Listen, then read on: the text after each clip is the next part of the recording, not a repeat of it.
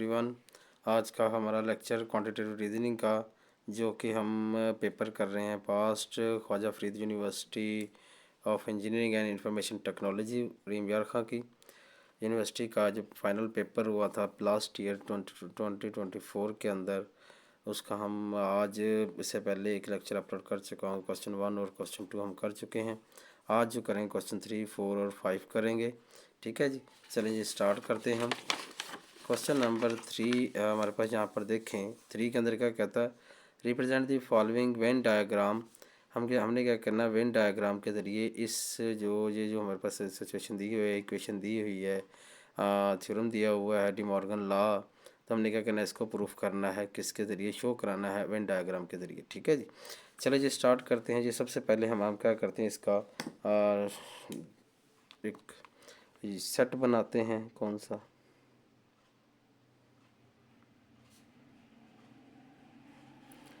ये हमारे पास जो है यूनिवर्सल सेट का एक डिब्बा है, इसके अंदर सारे एलिमेंट होंगे, इसको यू कहेंगे। उसके अंदर एक जो हमारे पास सेट है वो ए है, दूसरा हमारे पास सेट जो है वो बी है, इसको हम कहते हैं ए और इसको कहते हैं बी। ठीक है जी, ये हमारे पास जो सेट दिया गया है, ये हमारे पास सेट कौन सा है, इसे आप कह सकते हैं कि आपके पास ये ए यूनियन बी है, ए यूनियन बी। अभी ठहर जाए, अभी इसके अंदर जो हमने कलरिंग करनी है वो ज़रा देख लें।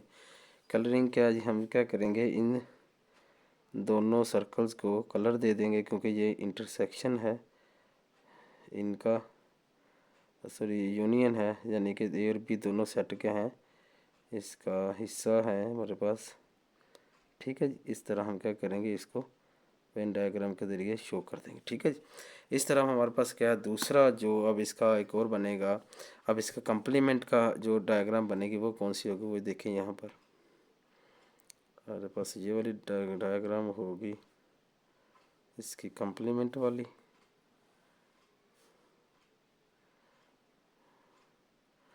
हमारे पास सेट है जी एक ए, एक सेट है बी।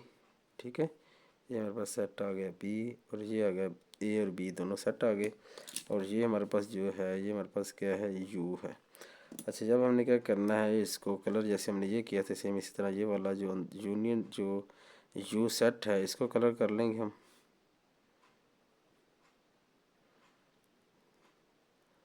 ठीक है,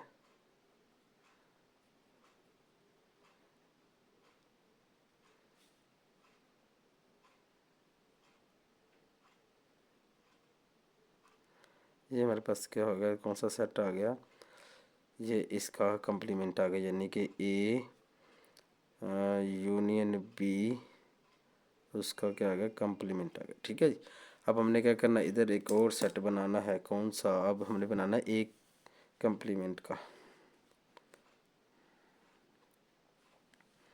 हमारे पास कंप्लीमेंट ए का बनेगा जी, ये यू है, ये हमारे पास क्या है ए, और ये हमारे पास क्या है बी।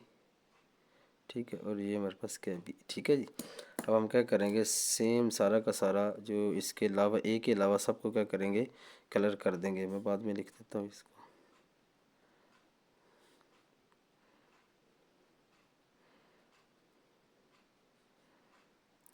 इस तरह क्या हो जाएगा जी, हमारे पास ये ए वाला नहीं करना, बी वाला करना हमारे पास कलर। ठीक है, इस तरह आप क्या करेंगे, इसको शेड कर लेंगे। उसके बाद हमारे पास इसी तरह का हमने बनाना है, ये हमारे पास जो है, ये क्या है हमारे पास, ए कंप्लीमेंट। अब हमने लेना है क्या है, बी कंप्लीमेंट लेना है। इस तरह ये हमारे पास क्या आ गया जी, ये हमारे पास बन जाएगा, यहाँ पर ये यू हो गया, यहाँ पर ए, और ये हमारे पास क्या होगा बी। ठीक है जी, ये हमारे पास क्या ए है। ठीक है, अब हम क्या करेंगे, इसको कलर कर देंगे, ए को भी कलर कर देंगे, लेकिन बी नहीं कलर करेंगे। ठीक है, इस तरह ये सारा कलर होगा।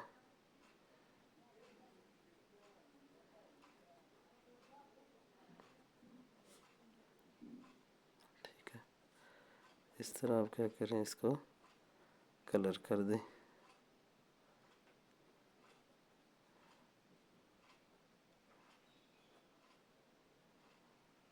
ठीक है, ये हमारे पास क्या हो गया, ए बी कम्प्लीमेंट आ गया हमारे पास। अब हमें लेना है क्या, इन दोनों का इंटरसेक्शन लेना हमने, उसका हम बनाते हैं एक सेट। जब इन दोनों का इंटरसेक्शन लेंगे, देखिए कॉमन ए कॉमन और बी कॉमन आ रहा है, तो यहाँ पर एक सेट बन जाएगा हमारा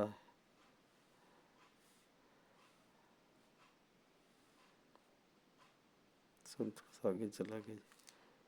ठीक है जी, हमारे पास क्या गया यू, और ये हमारे पास क्या बन गया ए, और ये हमारे पास क्या आ गया बी। ठीक है, अब ए और बी दोनों साफ़ है, इनके अंदर कलर नहीं है, इनके अलावा बाकी सबको क्या करेंगे हम, कलर कर देंगे बाहर सारा।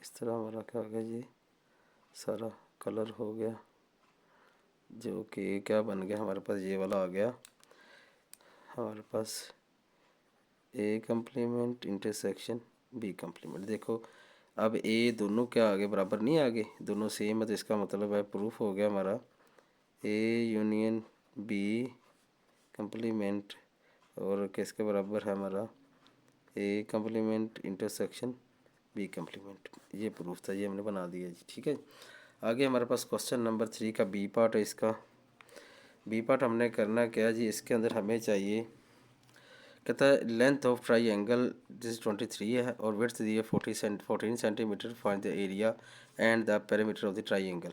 हमने एरिया और पेरीमीटर फाइंड करना है। इससे पहले आपको पता है कि हमने एक चैप्टर भी किया है, उसके अंदर भी हमने एरिया और पेरीमीटर फाइंड किया था, चैप्टर आई थिंक 6 है, 6 के अंदर ही किया था हमने, वही है हमारे पास। तो सेम उसी तरह हम करेंगे जिसके अंदर एरिया का फार्मूला और पेरीमीटर का फार्मूला लिख लेंगे ट्राई एंगल का। या पहले मैं क्या करता हूँ, फार्मूला लिख लेता हूँ, क्या करता हूँ, फार्मूला लिख लेता हूँ। यहाँ पर लिखेंगे area of triangle equal to A के बराबर, वो क्या होता है 1/2 into base multiply by height. ठीक है जी, इसी तरह हमारे पास क्या है पैरामीट्री, यानी कि पैरामीटर, मीटर क्या होता है, सम ऑफ ऑल साइड्स। ठीक है जी, अब हमने क्या करना है कि पहले सॉरी, जो चीज़ें गिवन है क्वेश्चन के अंदर वो लिख लेते हैं। हमें length of try angle is 23 दिया हुआ, लेंथ ऑफ, यहाँ पर लिख लेता हूँ मैं, given LEN, length of try angle, मैं उसे कहता हूँ कि वो हमारे पास क्या है, बेस है, वो कितनी है 23 सेंटीमीटर। ठीक है, इसी तरह हमें क्या दिया हुआ, विड्थ दी हुई है, विड्थ ऑफ ट्राई एंगल, जिसे हम कहते हैं कि वो हाइट है, वो कितनी है 14 सेंटीमीटर। ठीक है जी, अब हम क्या करेंगे, इस फार्मूले के अंदर यहाँ पुट करके हम क्या निकाल सकते हैं, इसका आंसर निकाल सकते हैं। क्या चीज़ निकालनी हमने, एरिया 1/2 इंटू बेस हमारे पास कितनी 23, और मल्टीप्लाई हाइट हमारे पास कितनी 14। अब इसका आंसर निकाल लें आप, तो क्या आएगा जी, जहाँ पे देखें 23 मल्टीप्लाई बाय 14 डिवाइडेड बाय 2 कर दो, तो 161 आ गया हमारे पास। ठीक है जी, हमने क्या निकाल लिया, इसका एरिया निकाल लिया। ठीक है, अब हमने क्या निकालना है, सम ऑफ ऑल साइड लेना। अब हमारे पास 2 साइडें गिवन है, तीसरी साइड निकालनी है, तो यूज़ करेंगे फॉर, लिख लें for third side,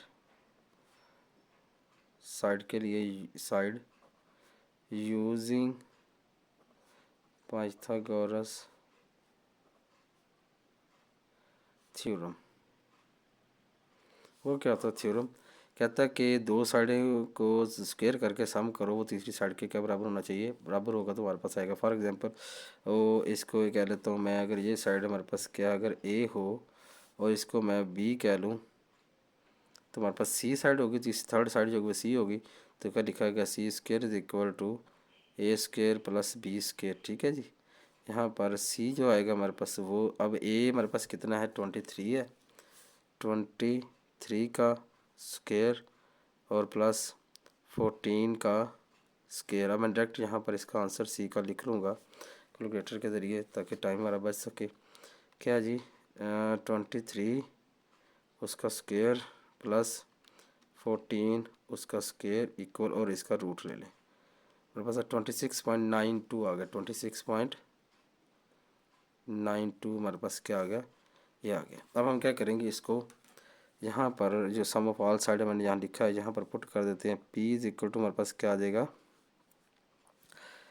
A plus B plus C is equal to 23 plus 14 plus 26.92 आ जाएगा।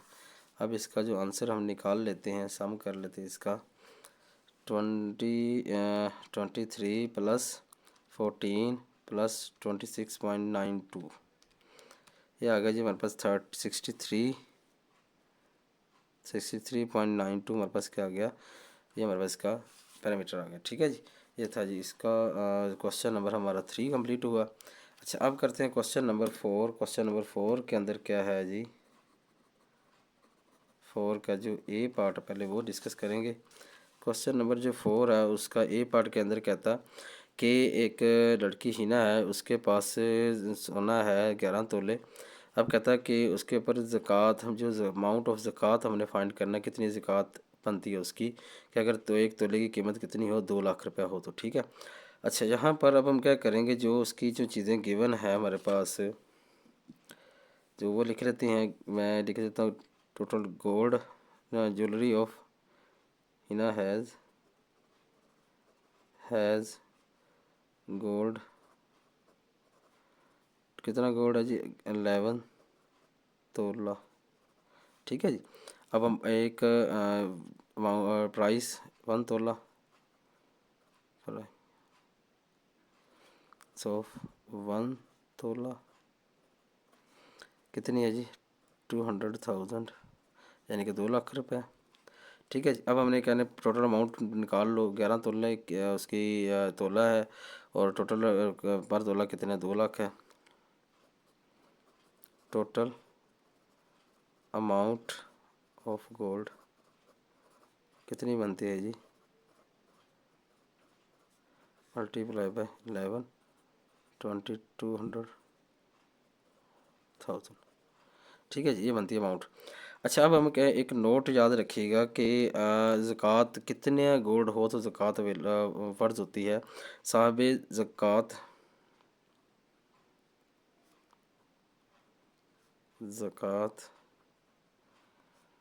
तो होती है जी, उसका अगर ज़कात जो होती है वो अगर 85 ग्राम या इससे ज़्यादा और मोर बराबर या 7.5 तोला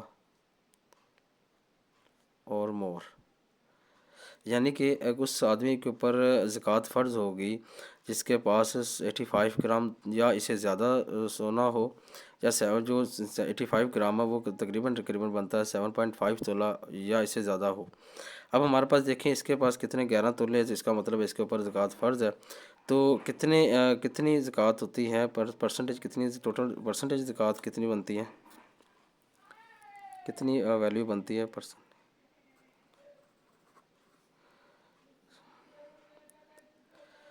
2.5% बनती है ज़कात इसके ऊपर अमाउंट, टोटल अमाउंट का कितना 2.5।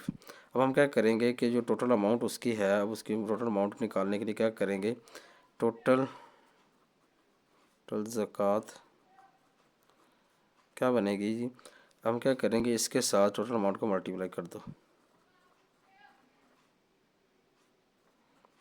2.5 इक्वल टू, लो जी कितनी बनती है जी, निकाल लें यहाँ पर ज़रा 2.5 55,000 बनता है जी। कितना बनता है? 55,000।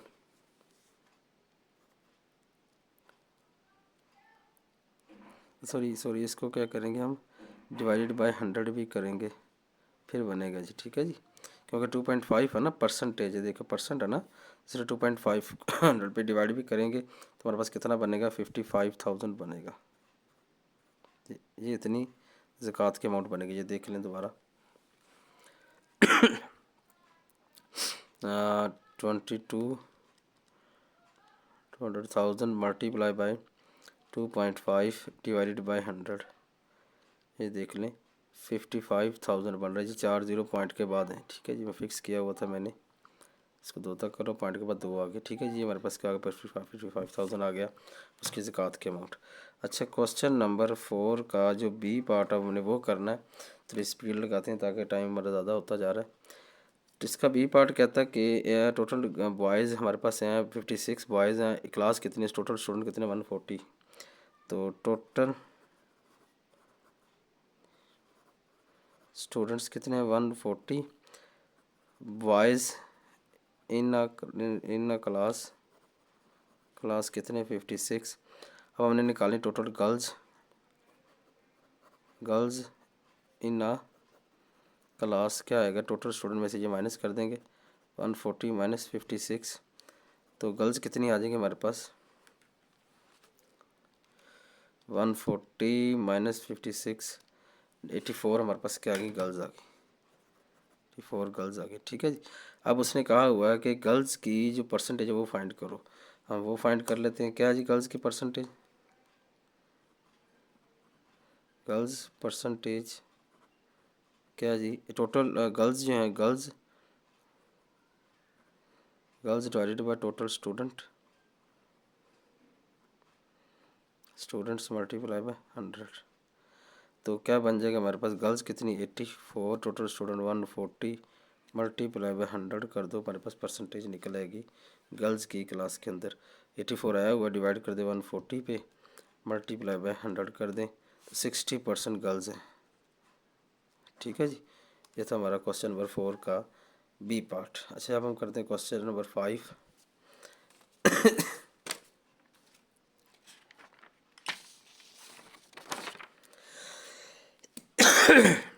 सॉरी, क्वेश्चन नंबर 5 है हमारे पास। मैं पहले दूसरा पार्ट करूँगा, बाद में फर्स्ट पार्ट करूँगा, छोटा सा इसलिए मैं करना चाहूँगा। कहते हैं define the slope of line, के हमने डिफाइन करना है स्लोप ऑफ लाइन को। तो ए बी पार्ट क्या, स्लोप ऑफ लाइन क्या है हमारे पास?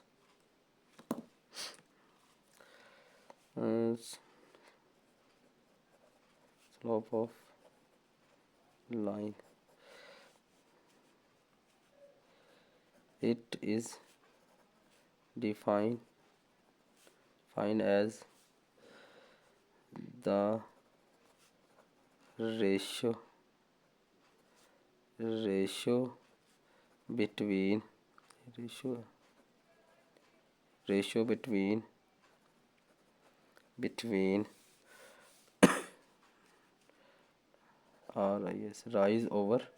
rise and run।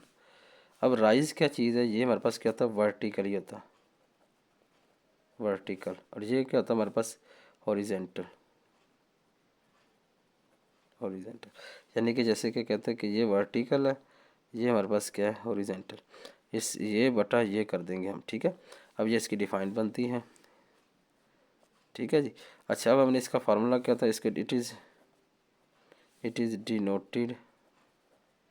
Denoted as M. ठीक है, और फार्मूला इसका क्या बनता है? अगर हमारे पास 2 पॉइंट गिवन हो, जिस तरह इसके अंदर ये पॉइंट गिवन है ना, ए और बी, तो हम स्लोप कैसे निकालेंगे कि y2 minus y1 over x2 minus x1। जो ऊपर तरतीब रखनी वही नीचे रखनी। अगर y2 पहले लिया तो नीचे x2 पहले लेंगे, अगर y1 ऊपर पहले लेंगे तो नीचे x1 पहले लेंगे। ठीक है, ये हमारा फार्मूला। अब इसी के साथ इसके अंदर उसने पॉइंट दिया, हमें गिवन क्या है,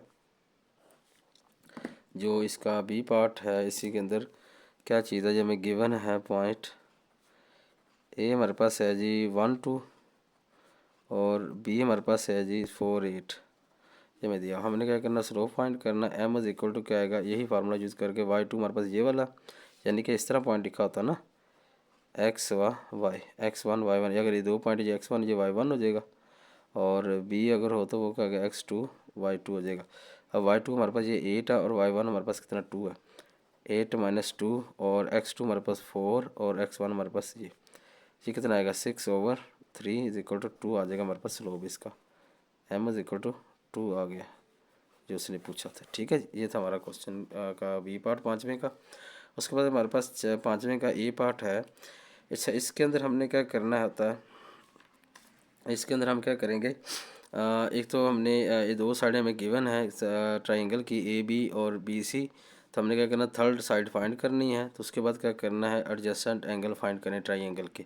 ठीक है जी, चलिए जी हम पहले क्या करते हैं कि हमारे पास जो गिवन है, गिवन जो ट्राइंगल की साइड लेंथ है A part, given that sides of, दो हमें दी हुई हैं, दो ए बी कितना 8 सेंटीमीटर और बी सी गिवन है 9 सेंटीमीटर। अब हमने लेना है ए बी और ए सी हमने फाइंड करना, क्या फाइंड करना है, ये वाला। अच्छा, वैसे अभी जो हमें पीछे भी क्वेश्चन किया था, पाइथागोरस थ्योरम को यूज़ करेंगे हम इसको ट्राइंगल की साइडें फाइंड करने के लिए। क्या फार्मूला होता है जो उसका, यूज़ रियल थ्योरम। अभी हमने किया भी था, क्या था फार्मूला हमारा, A C square equal to A B square plus B C square. ठीक है, अब यहाँ पर ए सी हमने फाइंड करना है, मैं डायरेक्ट करने जा रहा हूँ यहाँ पर, क्योंकि जो स्क्वेयर था, जिधर स्क्वेयर ख़त्म करने की दोनों तरफ का ले लिया, रूट ले लिया। अब ए बी हमारे पास कितना 8 है, 8 स्क्वेयर प्लस ये हमारे पास 9 स्क्वेयर बन जाएगा, उसका रूट आ जाएगा। ठीक है जी, अब देखते हैं जी क्या इसका आंसर आता है हमारे पास। 8, एक मिनट, 8 का स्क्वेयर प्लस 9 स्क्वेयर इक्वल, और इसका जजर 12.04 आ रहा है। कितना आ रहा है, 12.04। कितना आ गया जी हमारे पास, 12.04 हमारे पास ए सी आ गया। ठीक है जी, अब हमारे पास साइड्स तीनों आ गई हैं, एक साइड ये है और एक साइड हमारे पास ये है, दूसरी साइड हमारे पास ये है। अब हमने क्या करना है, साइड से फाइंड कर एंगल फाइंड करना है जी ट्राइंगल के। जैसे कि मैं बता ट्राइंगल बना देता हूँ, फिर आपको बता देता हूँ। यहाँ पर ये देखें, इस तरह हमारे पास ट्राइंगल होगी। हमने क्या करना है, इसका एक एंगल ये है और एक एंगल ये है और एक एंगल ये है, ये तीन एंगल फाइंड करने। सपोज ये अल्फ़ा है, ये हमारे पास बीटा है, ये हमारे पास गैमा है। अगर मैं यहाँ पर ए लूँगा ये अल्फ़ा होगा, यहाँ सी लूँगा तो ये गैमा होगा।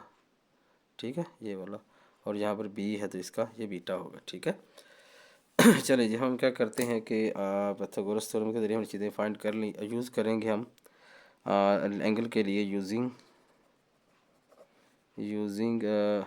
Cosine law, sine law use करेंगे हम एंगल फाइंड करने के लिए। कोसाइन लॉ क्या होता है हमारे पास, cos alpha is equal to क्या होगा हमारे पास,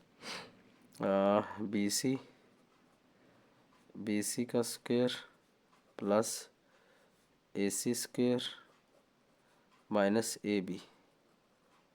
ठीक है जी, उसका स्क्वायर। ठीक है, ओवर क्या आ जाएगा हमारे पास, इसके बटे में इन दोनों को 2 से वापस मल्टीप्लाई करके 2 से मल्टीप्लाई कर देंगे, बी सी मल्टीप्लाई बाय ए सी। ठीक है जी, इस तरह हम क्या करेंगे, यहाँ पर वैल्यूज़ पुट कर दो। बी सी हमारे पास कितना है जी, बी सी हमारे पास 9 है, 9 का स्क्वायर आएगा प्लस ए सी हमने कितना निकाला 12.04, उसका स्क्वायर आएगा माइनस ए बी कितना हमारे पास 8 है, 8 का स्क्वायर ओवर 2, और बी सी हमारे पास कितना है, बी सी हमारे पास दिया हुआ है, बी सी है 9 हमारे पास 9, और उसके बाद ए सी हमारे पास कितना निकालना 12.04। अब इसको सॉल्व कर लेते हैं हम कॉज अल्फ़ा के लिए। इसका जो आंसर आएगा उसका, अच्छा जी हमारे पास है जी 9 का स्क्वायर प्लस प्लस 12 पॉइंट, एक मिनट इसको ब्रैकेट में ही लिख लें, ब्रैकेट उसका स्क्वायर प्लस ब्रैकेट 12.04 उसका स्क्वायर, फिर माइनस 8 ब्रैकेट बंद उसका स्क्वायर, ब्रैकेट बंद, सारी ये बड़ी ब्रैकेट बंद होगी। अब डिवाइडेड बाय ब्रैकेट 2, फिर आगे ब्रैकेट 9, बल्कि इकट्ठा ही कर लेते हैं, मल्टीप्लाई बाय 9 मल्टीप्लाई बाय 12.04। मेरे पास क्या आ गया, इसका आंसर 0.75 आ गया। कितना आ गया, 0.75। अब हमने अल्फ़ा लेना है तो कॉज इधर क्या आ रहा है, मल्टीप्लाई इधर क्या जगह डिवाइड, से इसका मतलब क्या बनेगा, कॉज इनवर्स 0.75 ले लें। अब हम यहाँ पर क्या करते हैं, शिफ्ट दबाते हैं, आई थिंक ये कॉज इनवर्स है, इक्वल कर देंगे तो हमारे पास ये आ जाएगा आंसर। तो डिग्री में करना पड़ेगा इसको, डिग्री, एक मिनट, डिग्री अब करते हैं, cause inverse shift, cause inverse 0.75, 0.72 आ रहा है। इसका एंगल आप कैलकुलेटर, दूसरे कैलकुलेटर पे निकाल लीजिएगा, इस कैलकुलेटर के ऊपर नहीं आता, ठीक है जी। इस तरह हम क्या करेंगे, इन्वर्स करके इसकी वैल्यू निकाल लेंगे। इसी तरह हम क्या करेंगे, कॉस बीटा निकाल लेंगे। उसका फार्मूला हमारे पास क्या होगा, कॉस बीटा का ए बी का स्क्वायर प्लस ए सी का स्क्वायर माइनस बी सी उसका स्क्वायर ओवर क्या आएगा 2 इंटू ए बी और आगे ए सी, ठीक है जी। अब हमारे पास क्या है, ए बी हमने कितना निकाला, ए बी हमारे पास 8 का स्क्वायर और प्लस ए सी हमारे पास कितना 12.04 उसका स्क्वायर माइनस बी सी हमारे पास 9 का स्क्वायर ओवर 2 इंटू 8 इंटू 12.04। इसका आंसर भी निकाल लें हम।